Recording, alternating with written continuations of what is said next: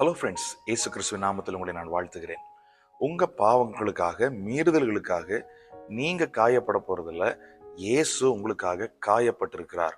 ஏசாயா 53:5 வாசிக்கிறோம், நம்முடைய மீறுதல்களின் நிமித்தம் அவர் காயப்பட்டு, நம்முடைய அக்கிரமங்களின் நிமித்தம் அவர் நொறுக்கப்பட்டார். உங்கள் மீறுதலுக்காக நீங்கள் தான் காயப்பட்டிருக்கணும்.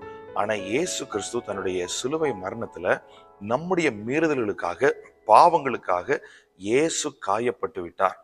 உங்க பாவங்களுக்காக, அக்கிரமங்களுக்காக, மீறுதல்களுக்காக நீங்கள் தண்டனைகளை அனுபவிக்க முடியாது. காயங்களை நீங்கள் அனுபவிக்க முடியாது.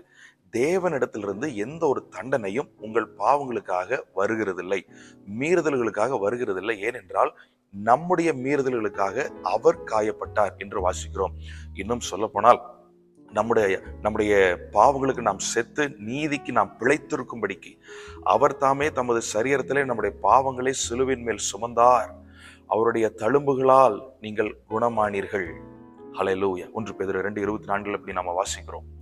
பாவத்தின் நிமித்தம் நமக்கு ஏற்பட்ட வந்ததான காயங்கள் கூட, நமக்கு வந்ததான சில காரியங்களை கூட அவருடைய தழும்புகள் என்ன செய்கிறது? குணமாக்குகிறது, ஹீல் பண்ணுகிறது.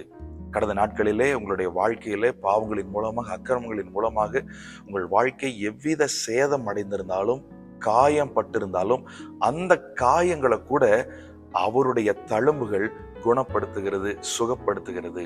அது எதுவாக வேண்டுமானால் இருக்கலாம். வியாதியாக இருக்கலாம், பாவங்களின் நிமித்தம் வந்த விளைவுகளாக இருக்கலாம்.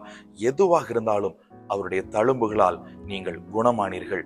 தேவனிடத்திலிருந்து உங்களுக்கு தண்டனை அல்ல, தேவனிடத்திலிருந்து உங்களுக்கு சுகமும் ஆரோக்கியமும் வருகிறது. God bless you.